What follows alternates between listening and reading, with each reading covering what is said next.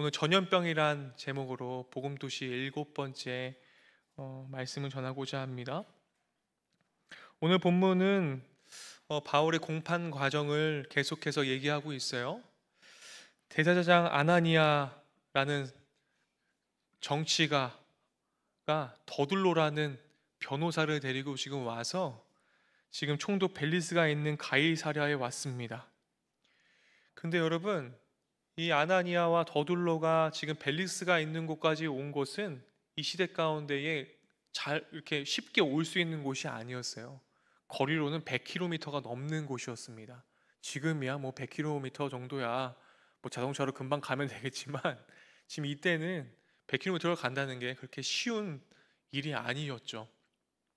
그런데 이 아주 먼 거리를 왜 더둘로라는 사람을 동반해서 아나니아가 벨릭스에게 찾아갔을까요? 그 바울에 대한 극심한 그 증오와 또 그들이 가지고 있는 어떠한 악법과 좀 악한 마음을 도모하는 일들이 마음이 망가졌기 때문에 정말 불을 켜고 어떻게든 바울을 해보려고 지금 벨릭스에게 갔죠. 이 더둘로라고 하는 변호사는 지금 현재 있는 변호사는 조금 다른 형태를 가지고 있습니다. 현재의 변호사는 어떻습니까? 뭐 형사법, 민법 뭐 이런 것들을 잘 공부한 분들이 재판장에 가서 변호하고 이런 일들을 하지만 이때의 변호사는 조금 다르게 정치적인 법을 넘어서서 로마법이죠. 정치법은요. 로마법을 넘어서서 유대인들의 종교법까지 통달하고 있었던, 그러니까 로마법과 유대법에 통달했었던 사람이 바로 더둘로였습니다. 그 로마법과 유대법을 너무나 잘 알고 있었던 사람이었기 때문에 지금 바울을 어떻게든 코너에 몰아넣으려고 지금 더둘로라는 인물이 등장하는 것을 우리가 보게 되죠. 근데 여러분, 목사님이 저번에 얘기했지만 아나니아는 바울을 어떻게 생각했습니까? 본인의 정치 생활에 있어서 큰 걸림돌로 생각했습니다. 그래서 바울을 치워버리고 싶었어요. 어떻게든 죽이고자 했어요. 근데 그 제거하기 위한 그들의 의지가 지금 너무나 뚜렷한데 이 더둘로라는 사람이 와가지고 벨릭스에게 얘기하는데요. 변호하는 그 시작점이 굉장히 아첨하는 말로, 벨릭스가 좋아하는 달콤한 말로 바울을 고발을 해요. 고발의 내용은 세 가지인데요. 오늘 고발의 내용에서 보게 되면 첫 번째는, 세 가지 중에 첫 번째는 무엇이냐면 5절에 나와 있습니다. 5절 말씀 우리가 다 같이 한번 읽어볼까요? 우리가 보니 이 사람은 전염병 같은 자라, 천하에 흩어진 유대인들을 다 소유하게 하는 자요, 여기가 우두머리라. 여기서 첫 번째는 무엇입니까? 전염병 같은 자라는 거예요. 천하에 흩어져 있는 유대인들을 소욕해 하는 자라는 것입니다. 한 사람이 전염병같이 위험한 인물로 지금 고발을 하고 있어요. 전염병같이 걷잡을 수 없어서 퍼져 많은 사람에게 치명타를 입을 수 있는 사람으로 지금 바울을 꼽고 있습니다. 바로 바울이 로마에 타격을 입힐 수 있는 전염병, 즉 폭등의 불씨라고 지금 얘기하고 있는 것입니다. 유대인들은 이 시대 가운데 잦은 폭동이 일어났었습니다. 그래서요, 로마에서 파견 나온 총독들과 많은 위정자들이 이 유대인들 때문에, 이 수많은 폭동 때문에 매우 어려움을 겪었었을 때예요. 그것들을 너무나 잘 알고 있는 더둘로가 지금 그 부분을 건드는 것이죠. 이 바울이라는 인물은 참 위험한 인물인데 분명히 이 인물을 통하여서 유대인들이 다시 한번 또 폭동을 일으킬 것입니다 라고 얘기하고 있는 것이죠. 그래서 폭동의 불씨와도 같은 전염병을 가지고 있다는 말은 이 벨릭스에게는요 보통 민감한 사항이 아니었어요. 굉장하게 민감하게 반응할 수 있는 그런 일이었다라고 우리가 추정할 수 있습니다. 그럼 벨릭스가 이런 얘기를 딱 들었을 때 폭등이 너무나 많았었던 이 시대 가운데에 바울이 어때요? 굉장히 위험한 인물이고 절대 용납해서는 안 되는 사람이고 이 불씨를 초장에 빨리 꺼야겠다라고 생각할 수 있는 충분한 이유가 된 것이죠. 그래서 그 사람이 바울이라는 주장을 더둘로는 교묘하게 펼치고 있는 것입니다. 두 번째는 고발 내용은 무엇입니까? 아까 5절 말씀 우리가 함께 읽었었는데요. 5절 말씀 하반절에 이렇게 되어 있어요. 바울은 나사렛 이단의 우두머리라는 것입니다. 그러니까요, 이게 이단이란 말이 오늘날과는 좀 다른데요. 원어로 보면 이것이 어떻게 되어 있냐면 나사렛 당, 이런 말이에요. 나사렛 당. 그러니까 당을 짓는 무리의 모임을 얘기하는 것이죠. 나사렛 당의 우두머리라는 뜻이에요. 원어적으로 보면 나사렛 당의 첫 번째 앞장서는 사람, 이런 뜻입니다. 자, 이단이란 말은 두 가지를 내포하고 있는데, 유대인들에게 그들의 정통교리에 어긋난 무리를 이단이라고 얘기를 하죠.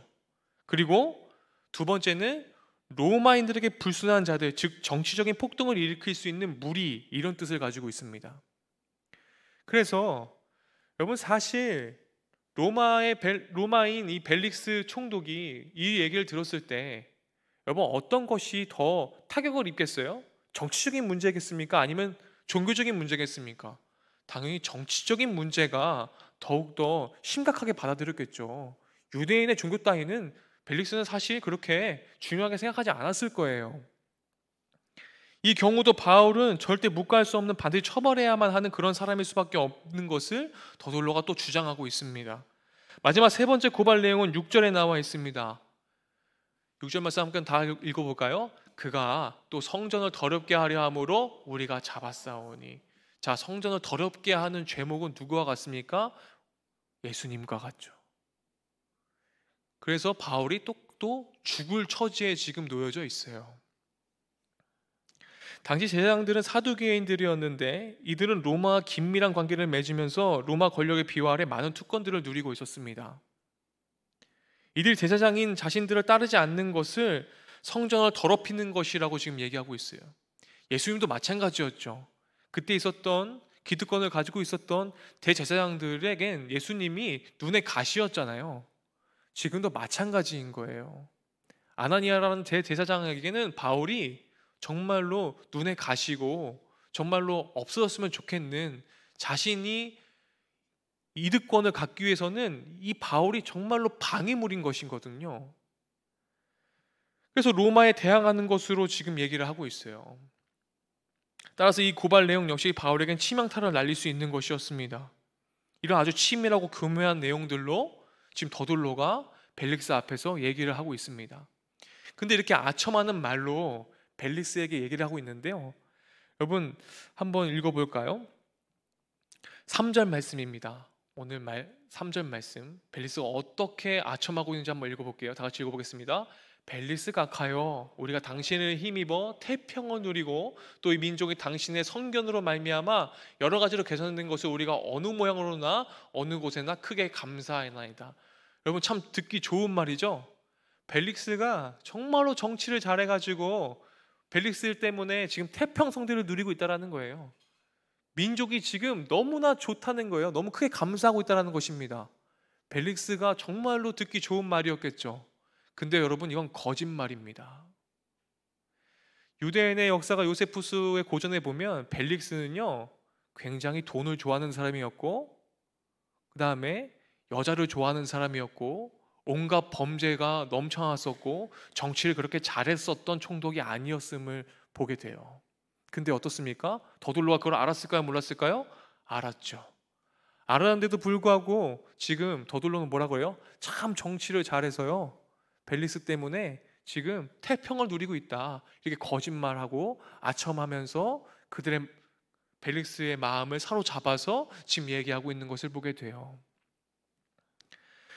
바울은요, 이에 대해서 벨릭스가 발언할 기회를 주니까요, 침착하게 더돌로가 제기한 고발 내용을 조목조목 반박하며 변론하였습니다. 먼저 소요죄로 고발당한 내용에 대해서는 11절 13절에 기록되어 있어요. 그 변론의 내용은 이렇습니다. 바울은 예루살렘에 올라간 지 12일밖에 되지 않았습니다 라고 얘기해요. 이 시간은 유대인들을 선동할 충분한 시간이 되지 못했다라는 거예요. 지금 많은 유대인들을 소욕해 하겠다라고 지금 얘기했지만, 바울은 12일이란 시간 동안 선동을 하고 소요할 수 있는 충분한 시간이 안 됐어요. 왜요? 이 사도행전 21장에 보면 7일간의 결례를 했습니다. 그러면은 예루살렘 성전에 들어가서 7일 동안 뭘 했다는 거예요? 정결 의식을 행하고 예배드렸어요. 그럼 나머지 4일 동안은 여러분 무슨 일이 있었습니까? 예루살렘에 도착한 시간, 그 다음에 에베소에 간 시간, 그리고 나머지 7일, 그리고 나머지 이틀은 뭐예요? 바울은 붙잡혀 있었습니다. 그러면요, 12일 동안 바울은요, 많은 유대인들을 선동하고 다닌 물리적인 시간도 없었고 소욕해 한 사건이 없었다라고 지금 얘기하고 있는 거예요. 그리고 바울이 예루살렘에 간 것은 정치적인 의도가 아니라 뭐예요? 예배를 드렸잖아요. 7일 동안. 7일 동안 예배만 드렸어요. 그러니까 선동하거나 누군가를 소유케 할 시간적, 물리적 타이밍이 없었다라는 얘기를 지금 하고 있습니다. 그래서 그걸 제시할 어떤 증거도 없을 것이라고 바울이 변론을 하고 있는 것입니다. 맞는 말이죠.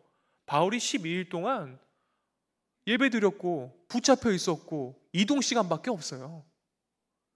두 번째, 나사렛 이단의 괴수로 고발당한 내용에 대해서 본문 14절 16절에 보면 바울은 이렇게 변론하죠. 바울은 자신은 순수하게 하나님을 믿고 있고 그 하나님에 대한 소망은 자신을 고발한 바로 그 사람들 동일하게 고대하는 소망이라는 것입니다.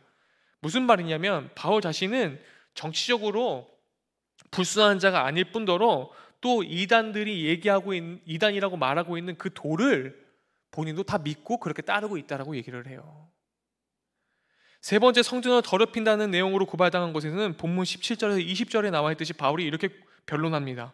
자신을 고발한 자들이 자신이 성전에서 절차에 따라 정결 예식을 했던 것을 다 보았다. 근데 내가 그렇게 7일 동안 정결 예식을 하는 것을 보았는데 그때 문제가 있었으면 그 사람들이 고발했을 것이다. 이렇게 얘기합니다. 근데 고발했습니까? 안 했다라는 거예요.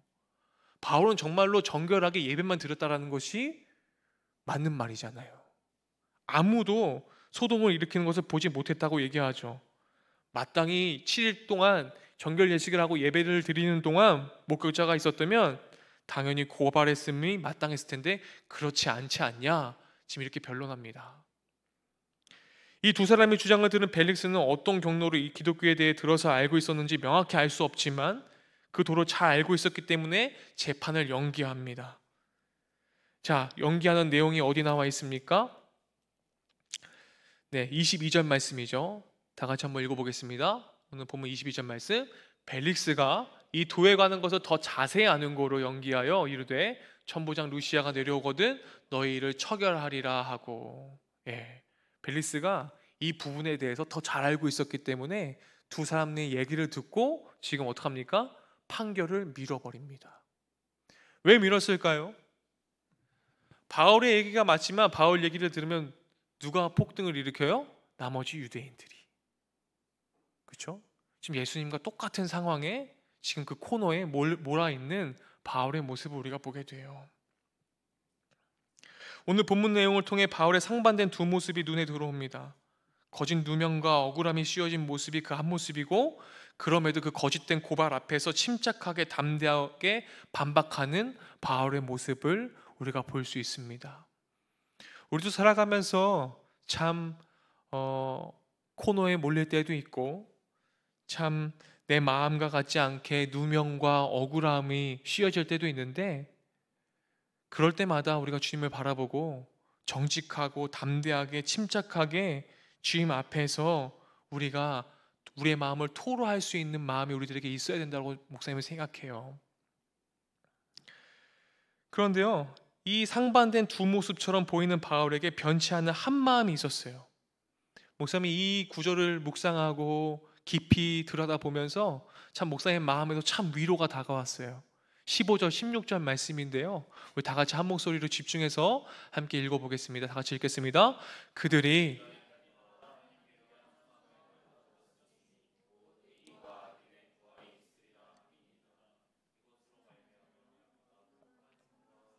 네, 16절이요. 나도 하나님과 사람에 대하여 항상 양심에 거리낌이 없기를 힘쓰나이다. 여러분, 바울이요, 예수님을 믿는 사람들, 예수님을 추종하는 사람들, 그리고 오늘 본문에는 어떤 사람들이라고 얘기할 수 있겠어요? 나사렛 당이라고 하는 사람들, 이런 사람들을 죽이고자 했었던 바울인데 예수님 만나고 부활 소망을 품게 되니까요, 어떻게 합니까? 하나님을 향한 부활 소망으로 말미암아 하나님과 사람에 대하여 항상 양심에 거리낌이 없기를 힘쓰는 마음으로 바뀌었습니다. 바로 이 마음이 바울로 하여금 주님의 나라를 향해 걷는 그리스도인으로서 살게 할 수 있는 원동력이었어요.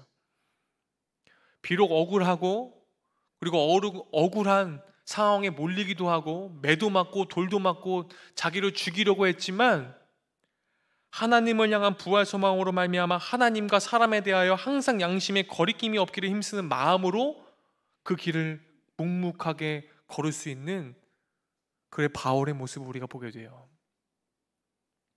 그 마음은 무엇입니까? 전염병이라고 표현할 만큼 아주 영향력이 막대했었던 바울의 모습이었다라는 것을 여러분 기억하십시오. 그만큼 하나님과 사람에 대하여 항상 양심의 거리낌이 없기를 힘쓰는 마음, 그 마음은 정말로 선한 영향력을 끼칠 수 있는 정말로 힘이 있는 그런 마음이라는 거예요. 하나님과 사람에 대하여는 무엇을 말하는 것입니까? 16절에 보면 하나님과 사람에 대하여 항상 양심의 거리낌이 없기를 힘쓰는 이 마음은 바로 하나님과 이웃을 사랑하라는 율법을 요약하신 예수님의 말씀과도 부합합니다. 한마디로 예수님이 새 계명을 너에게 주노니 하나님을 사랑하고 이웃을 사랑하라는 그 율법의 완성되신 그 예수님의 말씀을 정확하게 지키려고 그 마음을 담아서 힘쓰는 바울의 모습을 우리가 볼 수 있다는 거예요. 그 마음이 정말로 파급력이 크고 힘이 강한 전염병과 같은 마음이라는 것이죠. 한마디로 하나님 사랑과 이웃 사랑을 하라는 주님의 말씀을 위해 살아갔던 바울이었기 때문에 많은 사람들에게, 또한 예수님을 모르는 사람들이 보았을 때도 전염병과 같이 두려울 정도로의 모습이었다라고 성경은 얘기하고 있습니다. 그런데 오늘날의 그리스도인들은 이 땅에서 살아가면서 많은 사람들에게 두려움을 줄 정도로 정말 서양적 영향력의 힘을 흘려보낼 정도로 그런 상황 가운데 우리가 놓여져 있습니까? 바울은 하나님 사랑과 이웃 사랑, 예수 그리스도의 복음 전파를 위해 힘썼다라고 얘기하고 있는데, 여기서 거리낌 없이 없기를 힘쓰는 마음이라는 이 뜻은, 힘쓰노라 이 뜻은 아스코라는 뜻인데, 헬라어로 이 아스코는 부단히 연습하고 노력하다 이런 뜻입니다. 한마디로 하나님 사랑과 이웃 사랑, 예수님의 새 계명을 바울도 지키기 위해서요 부단히 연습하고 노력했다라는 거예요. 그냥 바울이 너무나 자연스럽게 하나님 사랑하고 이웃 사랑하는 게 너무나 자연스럽게 쉽게 한 거 바울도 아니고요. 뭐예요? 부단히 연습하고 노력했다라는 거예요. 힘썼다라는 거예요. 그 하나님 사랑, 이웃 사랑하는 거 너무나 힘든 일인데 그것을 위해 바울도 연습하고 부단히 노력하고 그 힘쓰는 마음으로 향했다라는 것입니다. 그럼 어떤 마음으로 연습하고 부단히 노력하고 힘썼을까요? 고린도전서 9장 26절 27절 말씀이 목사님 생각났어요.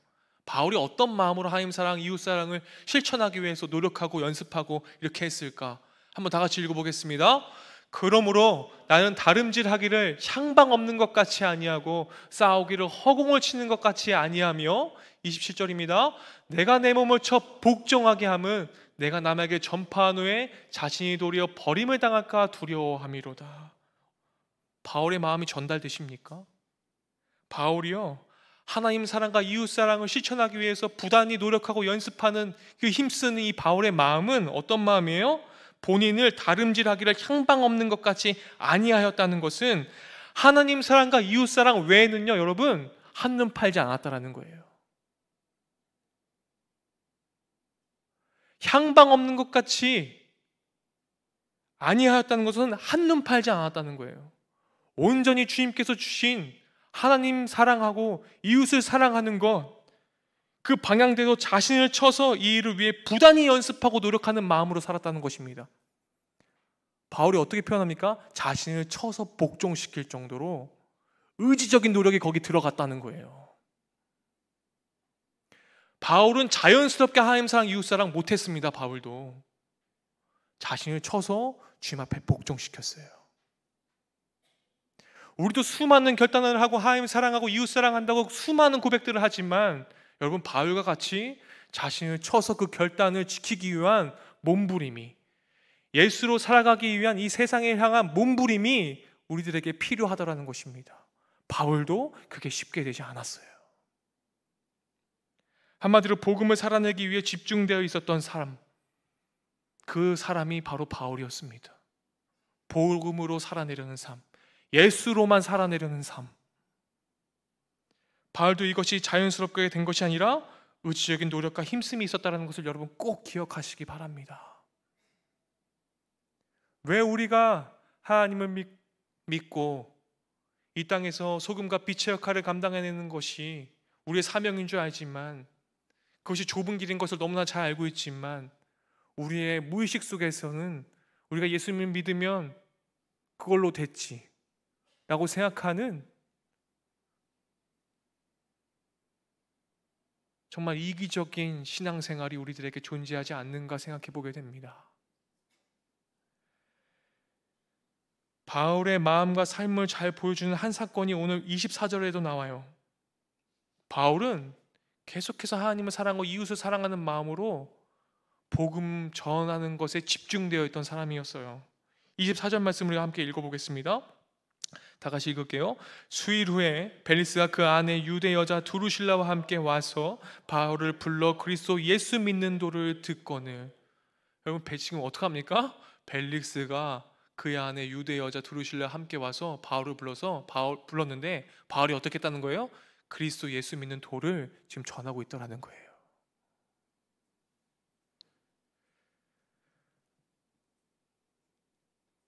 아마도 벨릭스와 그 아내는요, 자신들에게 평안을 줄 만한 얘기를 듣고 싶어서 그를 불렀고 찾았을 거예요. 그런데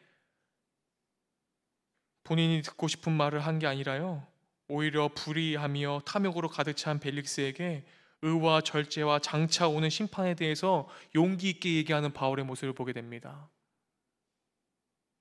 벨릭스와 그 아내가 원하는 말을 한 것이 아니라 바울은 철저하게 의와 절제와 예수 그리스도의 도를 전파했습니다. 그걸 듣고 나니까 벨리스가 어떻대요? 벨리스가 두려워했다고 본문은 언급합니다. 여러분, 벨리스가 왜 두려워했을까요? 목사님 서두에 얘기했지만 벨릭스는 많은 사람들에게 신임을 얻고 정말로 칭찬받는 그런 총독이었습니까? 그렇지 않아요. 돈을 밝히고 여자를 밝혔고, 또 이 두루실라는 여러분 3번째 부인입니다. 그것도 불륜을 일으켜서 얻어낸 여자가 이 두루실라입니다. 그런데 되게 재밌는 게요, 여러분, 세례 요한도 헤롯에게 복음 전파하다가 죽었습니다. 목이 잘려 수청당해서 죽었죠. 근데 그 헤롯도 어떤 망가진 마음을 가지고 있었습니까? 그도 불륜한 자였습니다. 불륜한 자의 마음에, 망가진 마음에 예수 그리스도의 복음을 듣게 되니까 어떻게 됩니까? 갑자기 두려움이 몰려오는 거예요. 복음을 받아들이기를 어떻게 합니까? 마음이 망가져 있으니까 거부하죠. 그렇지만 그럼에도 불구하고 바울이 용기 있게 이 복음을 전한 것은 바울의 삶과 양심이 세상 권력이 아니라 지금 가장 바울이 두려워하고 있는 것은 누구입니까? 하나님께 맞춰져 있기 때문에, 하나님을 경외하고 바울은 하나님이 더 두려웠기 때문에, 이 세상 권력이 아니라 하나님께 맞춰 있기 때문에 바울은 담대하게 복음을 전할 수 있었습니다. 예수 그리스도의 도를 쫓아 그 말씀대로 오늘을 살아가는 우리에게도 바울처럼 거짓으로 인한 오해와 억울함 등 수많은 예기치 않은 상황에 마주할 수 있어요. 그렇지만 그럼에도 불구하고 우리가 예수 그리스도를 믿는 믿음으로 하여금 그 믿음을 가지고 용기 있게 예수님의 도를 걸어가는 여러분들이 되시길 바라요. 이때 원망과 불평으로 우리의 삶을 그려간다면 그것은 세상을 두려워하고 세상에 소망을 두고 있다는 것을 보여줍니다. 우리가 소망을 둬야 될 것은 어디입니까? 저 하늘나라. 목사님 저번에 얘기했지만 이 땅의 모든 사람들이 죽지 않는 사람 없다고 얘기했습니다. 우리 이 땅에 주님께서 보내셨는데 왜 보내셨어요? 잘 죽으라고 보내셨어요. 나는 죽고 예수님이 보이는 삶을 살기 위해서 이 땅에 보내셨습니다. 그것이 우리들의 소명이죠. 우리의 양심이 하나님을 향할 수 있도록, 하나님께 우리의 시선을 맞출 수 있도록 우리는 날마다 깨어있기를 기도하시는 여러분들이 되길 바라요. 바울처럼 주님께서 친히 인생을 그려가고 계신 것과 그분이 우리의 억울함을 알고 풀어주시는 분이심을 가까이에서 보게 하실 것입니다. 왜요? 주님은 살아계시고 우리를 언제나 보호하시고 지키시는 분이시기 때문에. 그로 인해 우리는 더욱 주님의 생명을 힘입어서 주님의 나라를 향하여 걷는 하나님의 백성으로 용기 있게 주어진 삶을 살아가는 여러분들이 되기를 또한 여러분들에게 권면하며 도전하게 됩니다. 말씀을 마치려고 합니다. 바울은 이 시대에 전염병과 같은 사람이었습니다. 우리는 예수 믿는 자로서 얼마나 많은 사람들에게 선한 영향력을 끼치고 있습니까? 예수님을 모르는 이들에게 전염병이라고 표현될 만큼 그의 삶에 영향력이 있었고 위협이 될 만한 존재였었는데 우리는 얼마나 선한 영향력을 이 세상 가운데 펼치고 있습니까? 여러분들을 통하여서 복음화가 이루어지고 복음도시가 정말로 나타내지고 있습니까? 오늘날 살아가는 우리 그리스도인으로 통하여서 복음도시가 펼쳐지기를 축원드립니다. 이 땅에서 우리들에게 주어진 삶을 통해 누군가 주님으로 이끌고 나를 통해 주님을 바라볼 수 있도록 내가 구원의 통로가 된다면 얼마나 좋겠습니까? 구원의 길로 인도하여 복음화시키고 복음도시를 비로소 만들어가는 여러분들이 되시기를 간절히 축원드립니다. 정말 예수님 살아계시고 또 여러분들과 함께 하기를 원하십니다. 기도하겠습니다. 주님, 어떤 상황을 마주하던 하나님을 향한 소망을 놓지 않고 하나님 앞에서 또 사람 앞에서 양심의 거리낌이 없기를 힘쓴 바울을 통해 용기 있는 사명자로 살게 하셨던 모습을 봅니다. 주님, 우리 역시 어떤 환경에 마주하던 주님에 대한 소망을 부여잡고 우리에게 주신 참 생명력이 우리를 채우고 넘어 타인에게 흘러들어갈 수 있는 하나님의 백성다운 모습으로 우리에게 주어진 삶을 용기 있게 살게 해 주시옵소서. 예수님의 이름으로 기도드립니다. 아멘.